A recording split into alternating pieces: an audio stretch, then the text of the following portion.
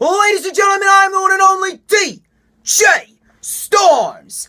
And tomorrow night, live on the WWE Network, two of the most polarizing superstars in WWE history will do battle to find out whose WWE we are truly living in.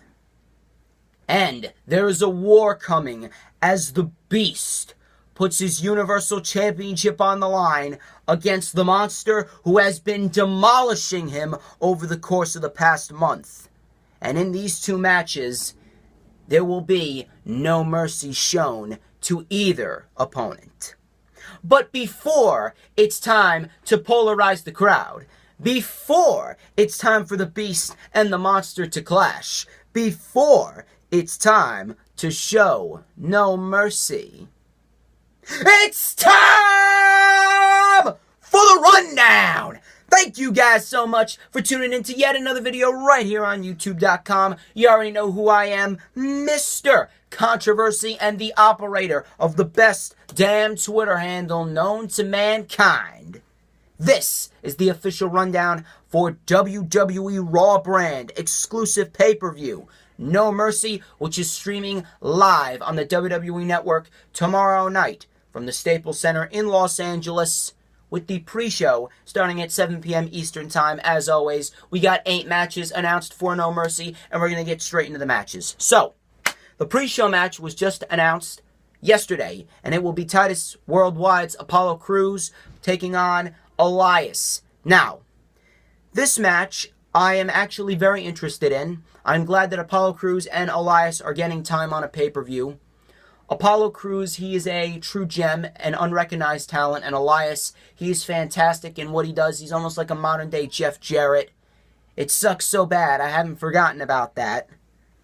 Fantastic. I was laughing my ass off then that entire segment.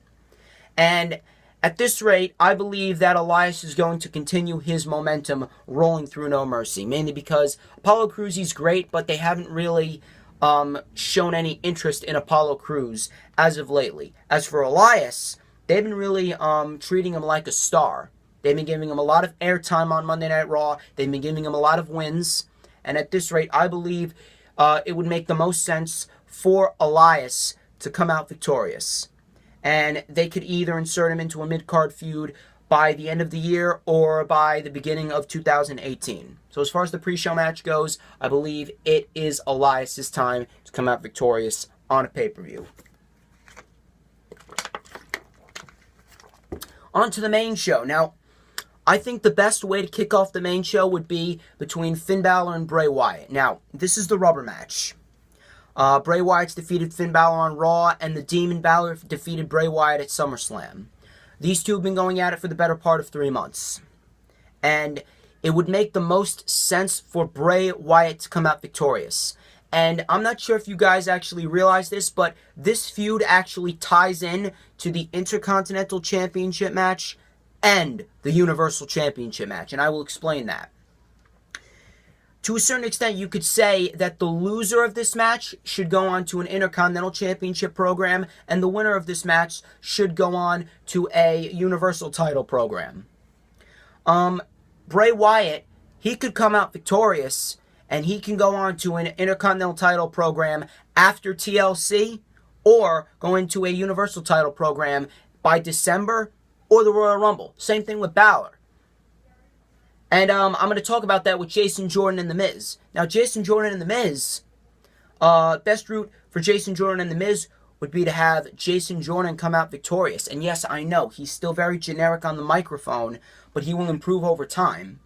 And I just need to put this on pause for a minute. To the people who are saying that Jason Jordan is being forced down our throats, you need to take a step back and take a look at Jason Jordan and Roman Reigns. Because Roman Reigns is the epitome of someone being forced down our throats. There has never been anyone quite like Roman Reigns who has been shoved down our throats. When you take a look at Roman Reigns and you take a look at Jason Jordan, Roman Reigns, after 6 months, after the Shield broke up, was inserted right into the main event scene, and he won the Royal Rumble, which to this day is still one of the biggest mistakes in WWE history. Jason Jordan He's being inserted into the role that Roman Reigns should have been inserted into. Jason Jordan is being inserted into a mid-card role with The Miz for the Intercontinental Championship. This makes the most sense. Jason Jordan, he wins the Intercontinental title from The Miz after putting on 2 kick-ass performances against Cena and Roman Reigns. He could win the rematch against The Miz in a chairs match at TLC, and you either have 2 options. He could either turn heel on Kurt Angle and feud with Finn Balor over the Intercontinental Championship, which I think is the best option at this point, or he can stay a face and he could feud with Bray Wyatt over the Intercontinental Championship. Those 2 matches tie together very nicely. Miz, he could, he could go on and he could form an undercard feud with an Apollo Crews or a young and up and coming star. Either way, Miz needs to lose the Intercontinental Championship because you guys already know how I feel about The Miz. He really doesn't make a title feel prestigious to me. And Jason Jordan, I believe he's earned it. Jason Jordan will improve over time, and I think the best way to make him improve over time would be to give him the Intercontinental Championship. Moving on, we got the Cruiserweight Championship match between Enzo and Neville. Now, I believe I stated this on the Lightning Flash update yesterday or a couple weeks ago. If Enzo wins the Cruiserweight Championship, I don't really think it would sit well, mainly because Enzo has pretty much been a heat generator. He has generated so much heat with his constant spending of money on the MMA tickets and the sneakers, his cheating on Liv Morgan, bringing suspicious guests backstage. So at this rate, if Enzo wins the Cruiserweight Championship, I don't really think that would sit well. Enzo pretty much dug his own grave. He's gonna have to lie in it. He's gonna have to lie in it at some point. Maybe that's why they broke him away from Big Cass. But at this rate, it wouldn't really feel as special if Enzo is to come out victorious, mainly because Neville's reign has already been ended, and he had to start a new one. I was actually told that the only reason why Tozawa won the Cruiserweight Championship that night was because Vince McMahon walked in and stated that he wanted a title change. Is that really how you see your champions and your competitors? Just because you want something, not even thinking about the consequences and the repercussions? Not even thinking about the future plans? It really just doesn't make any sense. I mean, if Tozawa was to be the one to take the Cruiserweight title off of Neville at SummerSlam, it would have made it 10 times more special, and they could have built on something even bigger than that. Probably have Neville go on a losing streak and have him turn babyface. He'll actually get over as a babyface. You take a look at if Neville lost, or not if Neville lost, if Neville won at SummerSlam, and he faced Enzo at No Mercy, it would have made it that much more special if Enzo were to come out victorious. He would have been the one to end Neville's dominance. But now it's just whatever. It really just doesn't make any sense. It's almost like it's just there. I really just lost all my interest in it. At this rate, it's either Neville or nothing. I mean, if Enzo wins, I'm not going to be mad, but I'm not going to be overly excited. I mean, it could be a decent match, but in the end, what's it really going to do for either Neville or Enzo? At this rate, the best option is to have Neville win and then have him go into a feud with either Cedric Alexander or Mustafa Ali at TLC. As far as the Cruiserweight title match goes, Neville needs to come out victorious, plain and simple. Now on to Ambrose and Rollins versus Cesaro and Sheamus. Now, I actually thought Sheamus would have been gone by now, mainly because he still has to do his Buddy Games movie, but I guess not. I guess he's sticking around for a bit more. So, I believe the correct thing to do here is to have Ambrose and Rollins come out victorious, mainly because, number one, I do not like quick title changes. Number two, I don't believe they have been a cohesive unit for long enough. At this rate, you need to really build up the tension between them. Have them beat Cesaro and Sheamus, and then I believe that there's been rumors going around that they're probably going to have the Hardy Boys and the Club face off in a number one contenders match. You could have the Club win. They can go into a feud with Ambrose and Rollins at TLC. It would really boost Gallows and Anderson's credibility. Mainly because Gallows and Anderson, they haven't really been doing anything ever since they lost the tag team titles to the Hardy Boys at WrestleMania. They've just been floating around and calling everyone nerds. Though I am a fan of that catchphrase, after a while, you want to see him do something of relevance. If you insert him into a feud with Ambrose and Rollins, their credibility will go from here to here. They could put on some great damn matches. They could even build a feud around it. Maybe Gallows and Anderson could be the ones to take the titles off of Ambrose and Rollins. Ambrose and Rollins' tension could build up even more. Ambrose turns heel. They could have a great match, a great street fight at WrestleMania.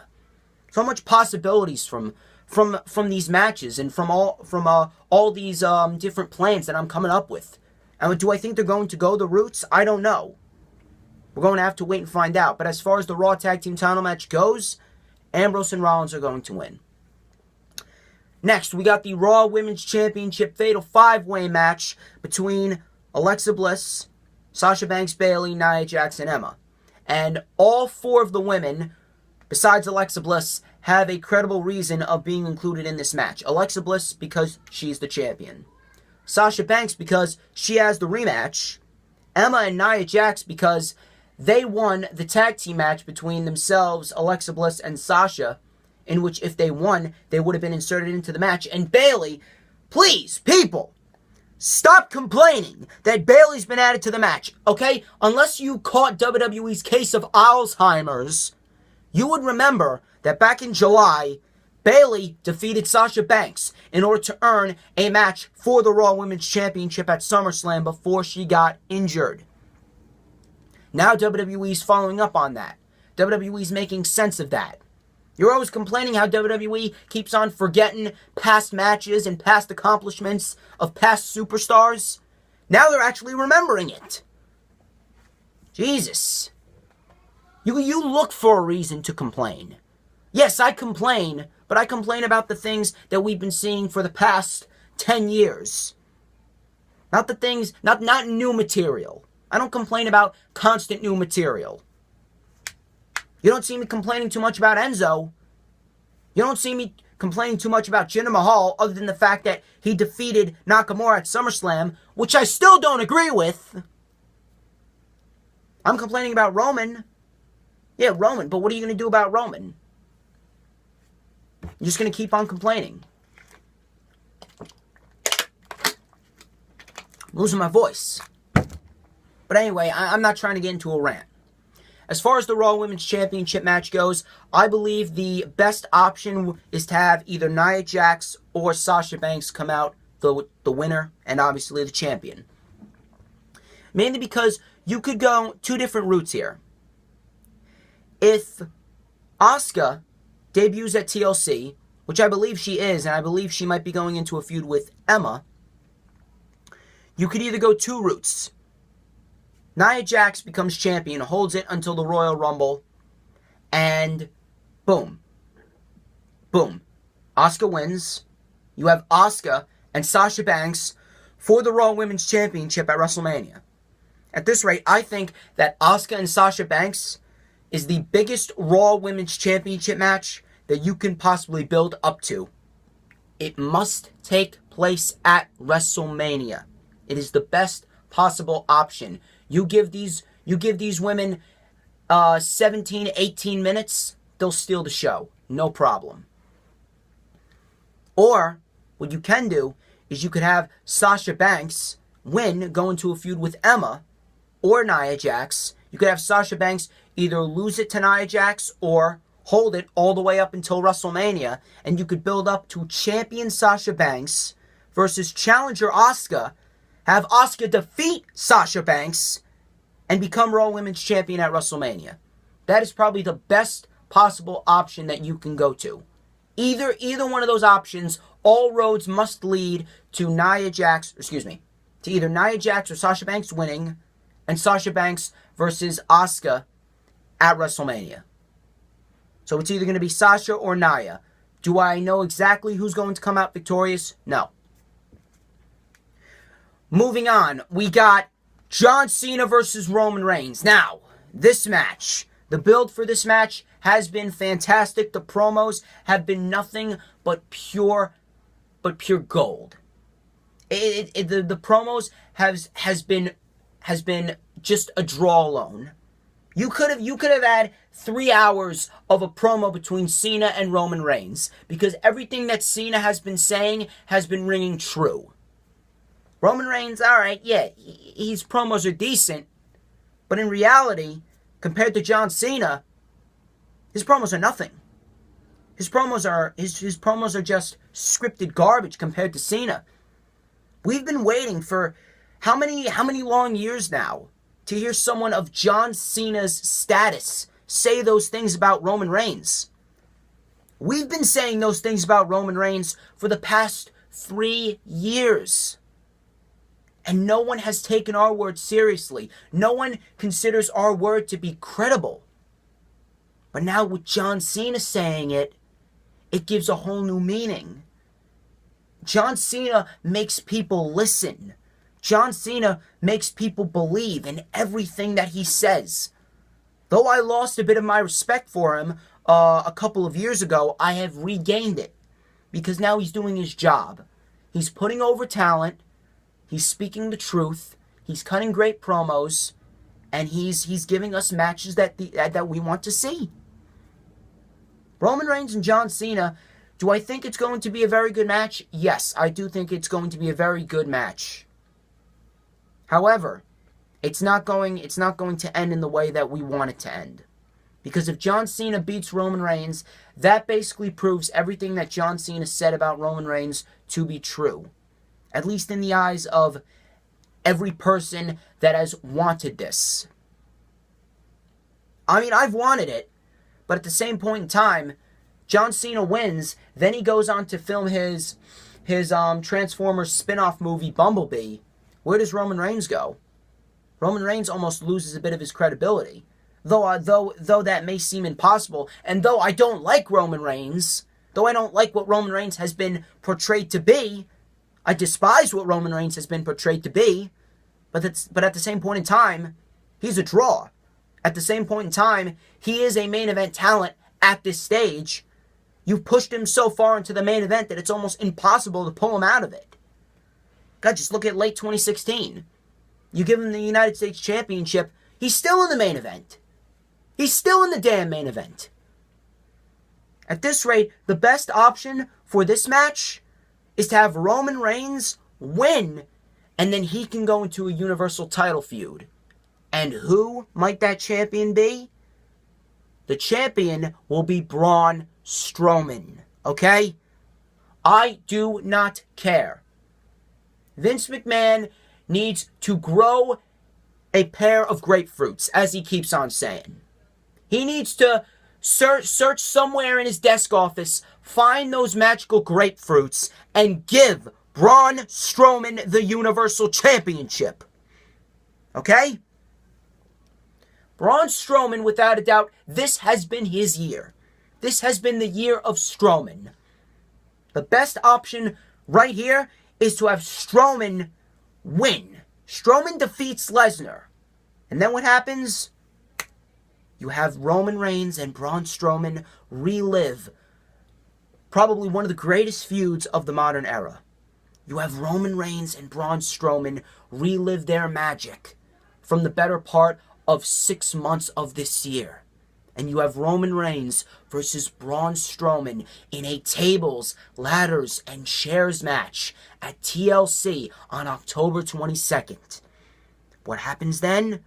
Braun Strowman then goes on to hold the championship to the Royal Rumble, faces Brock Lesnar, and he wins again. Strowman beats Lesnar again. And then, to be quite honest, I would much rather have Braun Strowman versus Roman Reigns at WrestleMania. I would much rather have that. If we get Strowman and Roman Reigns in the main event of WrestleMania, I would be okay with that. I would be completely fine with that. Because Strowman and Roman Reigns, they have the potential to be the main event of possibly every single pay-per-view throughout the course of the entire year. If I could choose two people to main event the entire pay-per-view calendar card on Monday Night Raw, at least, excluding SmackDown, but on Monday Night Raw, I would pick Strowman and Roman. At this rate, that is the best option. If you want to go that route, okay. And Lesnar, where does Lesnar go? Lesnar comes back. He revisits his feud with Samoa Joe. Samoa Joe beats Lesnar at WrestleMania. Samoa Joe goes into a feud with whoever the Universal Champion is after WrestleMania. And as far as SmackDown goes, obviously you got AJ Styles and Nakamura in the main event for the WWE Championship. But as far as Monday Night Raw goes, that is probably the best option. Braun Strowman must beat Brock Lesnar tomorrow night at No Mercy. Roman must beat Cena. We get a TLC match between Roman and Strowman at TLC. We get Strowman and Lesnar again at the Royal Rumble. Strowman wins. Strowman and Reigns, WrestleMania 34, the Universal Championship. That feud has been so good, Strowman and Roman, that it needs to be for a championship. I don't care what the hell you've been saying. Every single match that Roman Reigns and Braun Strowman have put on, they have delivered and more. So at this rate, if Braun Strowman does not win the Universal Championship, it would be probably the biggest mistake that WWE's ever made all year. And trust me, they have made a lot of mistakes. They have made a lot of mistakes this year. But if Braun Strowman does not win the Universal Championship, it would probably be perhaps the biggest mistake and the biggest missed opportunity that I have ever seen any company make. There is no other option here. If Braun Strowman loses, where does he go? He won't go anywhere. He's not going to go anywhere unless you're going to have him revisit his feud with Lesnar at the Rumble and then Strowman wins. But I highly doubt they're even going to do that. Braun Strowman must win. As I keep on saying, every single pay-per-view, the booking will make or break this show. If this show is not booked right, tagline's going up. And yes, I haven't forgot about the tagline. I have not forgotten about the tagline. And ladies and gentlemen, that wraps up this edition of The Rundown. I would like to thank each and every one of you who tuned into this video live. Do not forget to follow me on Instagram at DDog316. Do not forget to follow me on Twitter at #1WWE Do not forget to like, to comment, to subscribe. Do not forget to tune into the Lightning Flash update next Friday afternoon. And ladies and gentlemen, I'm the one and only DJ Storms. This has been The Rundown. I will catch you live tomorrow night at No Mercy. I'll be tweeting live.